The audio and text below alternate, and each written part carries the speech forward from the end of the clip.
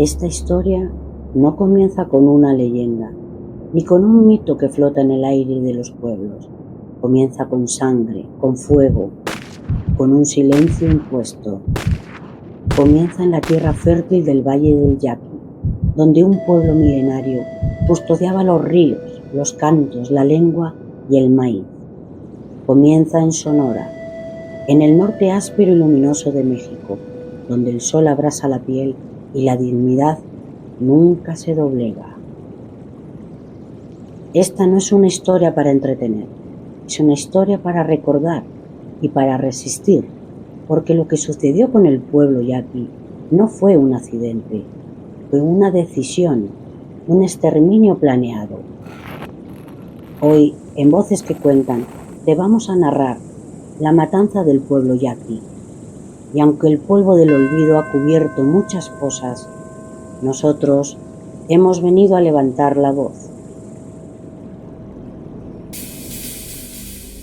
Antes de que llegaran los conquistadores, mucho antes de que existiera el nombre México, los yaquis ya caminaban la tierra. 8 pueblos: Vicán, Potán, Torín, Rajún, Huíbiris, Bacún, Cocorit y Belén. Eran más que aldeas, eran raíces, eran estrellas, eran caminos. Vivían a la orilla del río Yaqui, donde cultivaban, danzaban, soñaban y cuidaban su mundo con una fuerza que aún hoy estremece. La lengua yaqui, su música, sus máscaras de pascola, sus danzas de venado, su vínculo con la tierra, todo hablaba de un pueblo que no necesitaba ser conquistado, pues ya se gobernaba con sabiduría. Pero llegó el virreinato y luego llegó el progreso. El río fue codiciado, la tierra fue invadida y ellos, los yaquis, fueron llamados rebeldes. Pero, ¿acaso rebeldía defender lo que es tuyo desde hace siglos? Así comenzó la guerra, una que duraría más de 400 años.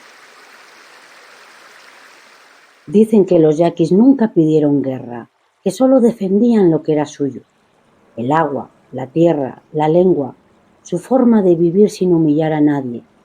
Pero a los ojos del poder eso era peligroso. A mediados del siglo XIX, las tierras yaquis empezaron a ser codiciadas por hacendados y políticos. Querían sus ríos, querían su fuerza de trabajo, querían quitarles todo hasta el nombre.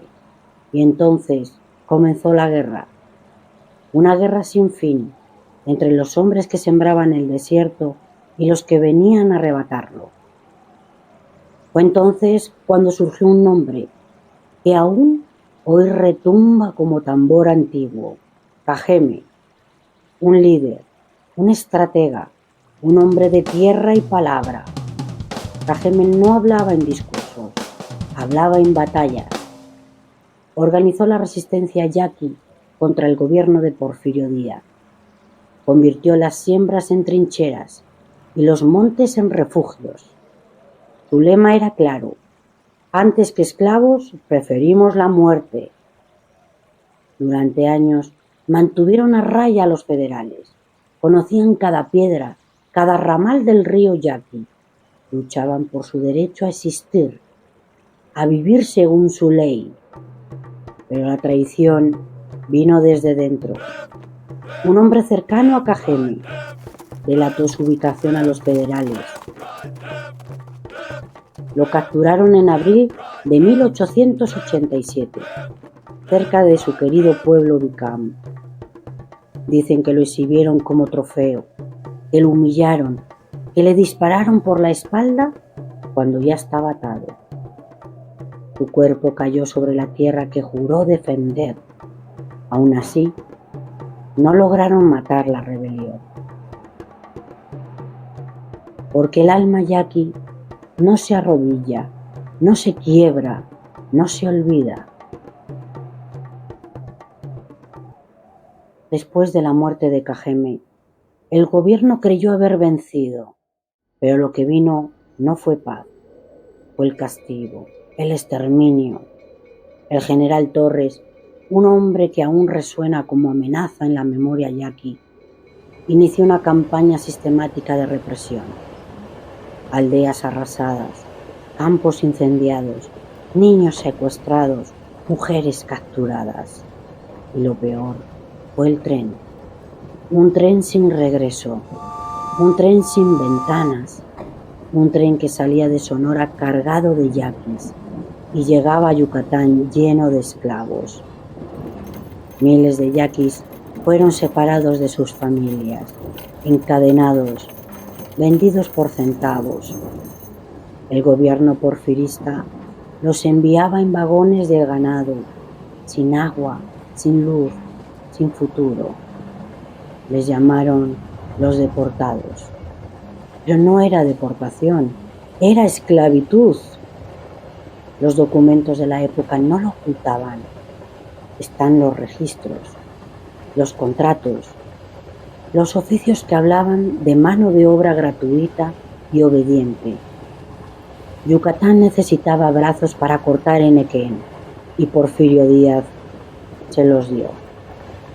El precio: miles de yanquis murieron antes de llegar. Los que sobrevivían eran obligados a trabajar más de 16 horas al día, bajo el sol, con látigo, con hambre. Muchos intentaron escapar, fueron fusilados. Otros se internaron en la selva y sus huesos quedaron allí. Las mujeres fueron entregadas a hacendados. Los niños fueron adoptados a la fuerza. Todo esto pasó. No en la conquista, no en tiempos lejanos. Pasó en México, hace poco más de un siglo. Hay documentos oficiales, decretos, nombres y fechas. Y hay algo peor: el silencio. A los pueblos se les puede arrebatar la tierra, el agua, el pan. Pero cuando se les arranca la lengua, la herida ya no es solo del cuerpo, es del alma. Y sin embargo, los yaquis no se dejaron borrar. A pesar del exilio, de los golpes, de los trenes, de los capataces que les prohibían hablar su idioma, los cantos yaquis siguieron entonándose en patios secretos, en noches sin luna, en rezos camuflados como murmullos. Juan Buitimea, un joven que nació en la miseria del exilio yucateco, aprendió a hablar yaqui en voz baja, entre susurros de su madre, cuando el sol se escondía y nadie los vigilaba. Muchos como él fueron hijos del desarraigo, pero sus lenguas no olvidaron las palabras antiguas. Maaso yaeme, decía su abuela, tú eres yaqui. Aunque estuvieran a más de 2000 kilómetros de su tierra, lo eran. Cuando pudieron regresar, cuando el régimen cambió y algunos sobrevivientes regresaron a Sonora, lo hicieron como quien vuelve de entre los muertos, pero no todos lo recibieron con los brazos abiertos. Muchos pueblos yaquis originarios no reconocían a los repatriados. Los veían como extraños, como mestizos, como contaminados. El daño no solo fue del gobierno, también fue entre hermanos. Hubo una generación entera que tuvo que recuperar su nombre, como se recupera un hueso enterrado. María Anselma Bacasegúa, una de las últimas abuelas de Vicam, contó a un periodista en 1989. No sabíamos cómo volver, nos dolía la tierra, pero no sabíamos si ella nos reconocería. Y cuando pisamos de nuevo la arena de Sonora, la lloramos como quien vuelve a ver a su madre. Desde entonces, cada canto, cada danza del venado, cada procesión con máscara, no ha sido folclore, ha sido resistencia. Resistencia contra el olvido, resistencia contra un país que les dio la espalda, resistencia contra una historia que los quiso callar, pero no pudieron. Muchos creen que la historia yaqui terminó con Porfirio Díaz, que tras el exilio de la dispersión, el pueblo se resignó. Pero la sangre de un pueblo no olvida, sigue ardiendo bajo la tierra. El siglo XX trajo nuevas máscaras, nuevos discursos, nuevas promesas, pero también trajo más represión. Tras la Revolución Mexicana, los yaquis pidieron lo que se les debía: el derecho a sus tierras, su agua y su autonomía. Pero la revolución, como muchas otras, no cumplió su palabra. A lo largo de los años 20 y 30, nuevas batallas se libraron en la región del río Yaqui. Uno de los momentos más trágicos ocurridos en 1926, cuando el presidente Plutarco Elías Calles, originario de Sonora, ordenó una ofensiva militar contra los pueblos yaquis que seguían resistiendo. Sí, un presidente sonorense, en guerra contra el alma más antigua de su propia tierra. Aviones militares, sí, aviones, bombardearon las serranías de Bacatete. Los pueblos de Potán, Torín, Rajún quedaron marcados por el fuego y la pólvora. Se impuso el desarme forzoso. Se construyeron cuarteles militares dentro de los pueblos yaquis. El mensaje era claro: no son libres, están bajo vigilancia permanente. Pero ni así lograron doblegar su espíritu. Los yaquis dispersos y divididos comenzaron a organizarse. En 1937, durante el gobierno de Lázaro Cárdenas, se dio una de las primeras restituciones de tierras, un acto histórico, pero aún así no suficiente.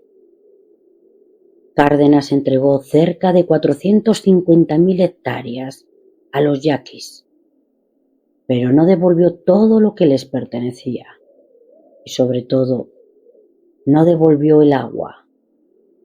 El río Yaqui, el corazón líquido de ese pueblo, empezó a ser desviado para grandes empresas agrícolas, para las ciudades del norte. Una vez más, la tierra fue dada con una mano y negada con la otra. La lucha continuó en las décadas siguientes. Trenes llenos de soldados cruzaban el desierto.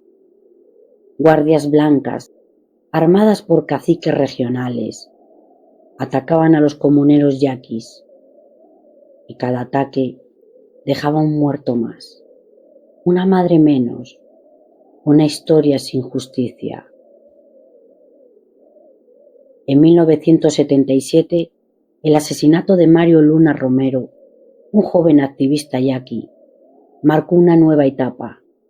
Su muerte, jamás esclarecida, se convirtió en símbolo del hostigamiento moderno, pero también de la resistencia renovada, porque mientras la represión crecía, también crecía la organización interna.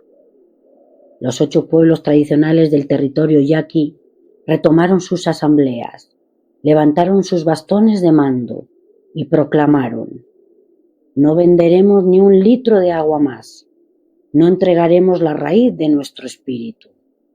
Y así, mientras el siglo XX moría, el pueblo yaqui seguía en pie, no como leyenda, sino como historia viva. Hoy, a más de 100 años del primer fusilamiento masivo, el pueblo yaqui sigue luchando, no como nostalgia, no como símbolo, sino como presencia, como voz, como cuerpo que no se ha rendido. El río Yaqui sigue siendo el corazón del conflicto. Durante décadas, el agua fue extraída con ductos clandestinos para surtir a los agronegocios del Valle del Yaqui y a ciudades como Hermosillo.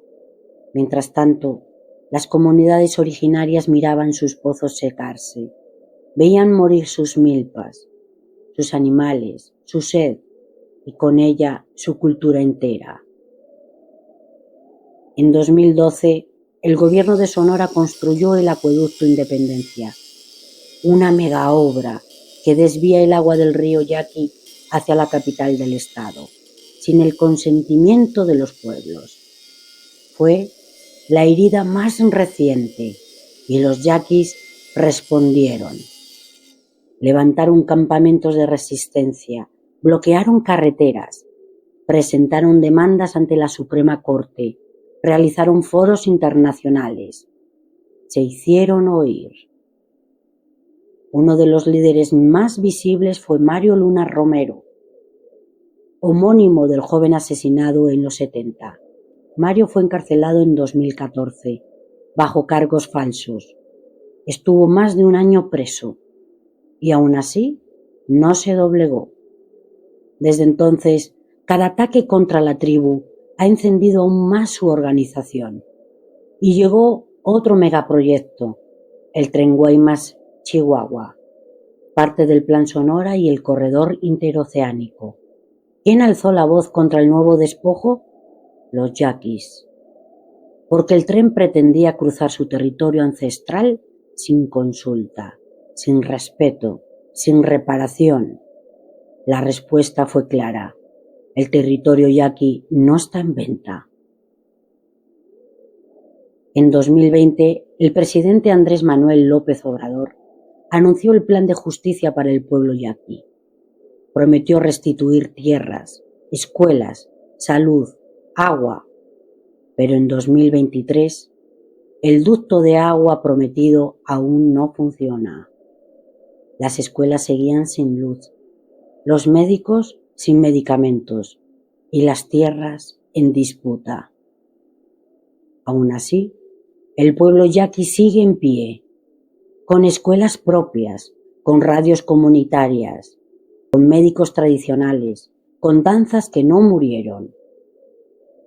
Los niños yaquis aprenden el yoembe, su lengua.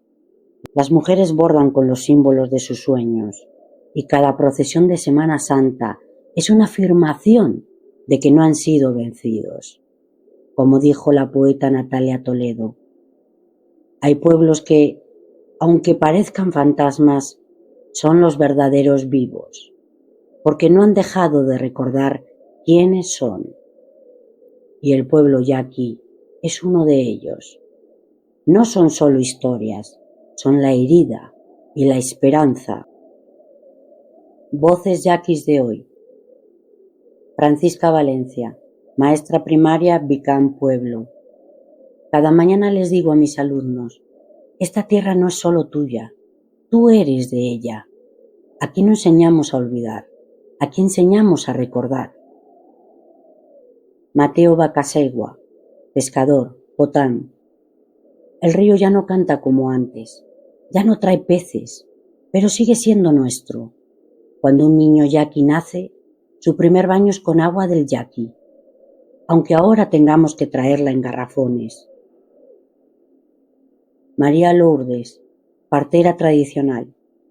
Dicen que no valemos, pero cuando hay parto en la madrugada, ningún hospital llega. Yo he traído al mundo a más de 300 niños y todos lloraron sobre tierra yaqui. Jesús Luna, guardián tradicional, Loma de Bacum. El ducto lo hicieron sin pedir permiso. Les dijimos no pasarán y no pasaron, porque no hay fuerza más grande que la del que sabe quién es. Nicolás Valenzuela, estudiante, 17 años. Mi bisabuelo fue esclavo, mi abuelo fue despojado, mi papá fue perseguido. Yo soy libre, porque sé su historia y la seguiré contando. Alma Urías, defensora del agua. Ser yaqui es saber que te van a mirar con desprecio, pero también saber que no puedes agachar la cabeza. No somos el pasado, somos la raíz. Estas voces no son del museo, no son del archivo, son de esta semana. Mientras tú escuchas este relato, el pueblo yaqui sigue resistiendo. No desde el odio, sino desde la dignidad. No con armas, sino con memoria, palabra y territorio. La historia del pueblo yaqui no está cerrada, no tiene un final escrito, no puede archivarse, porque mientras siga corriendo un niño por los caminos de Torín, mientras una abuela bendiga el altar de muertos en Rajón, mientras una mujer susurre la lengua poeme al oído de su hija, la historia sigue respirando. Es una historia que duele, pero también enseña. Una historia de sangre, pero también de flor. Una historia silenciada que hoy tú acabas de escuchar. Porque hay voces que no tienen micrófono, pero sí memoria. Y hay pueblos que, aunque el mundo los olvide, siguen cantando y resistiendo. Si esta historia te conmovió, si alguna vez pensaste en lo que nos enseña en los libros, si crees como nosotros que hay memorias que no deben olvidarse, te invitamos a suscribirte, a comentar y a compartir esta historia, porque en Voces que Cuentan no inventamos relatos, los escuchamos, los investigamos, los honramos. Hasta la próxima historia verdadera, hasta la próxima voz que se niega a desaparecer. Nos vemos en el siguiente episodio, aquí, en Voces que Cuentan.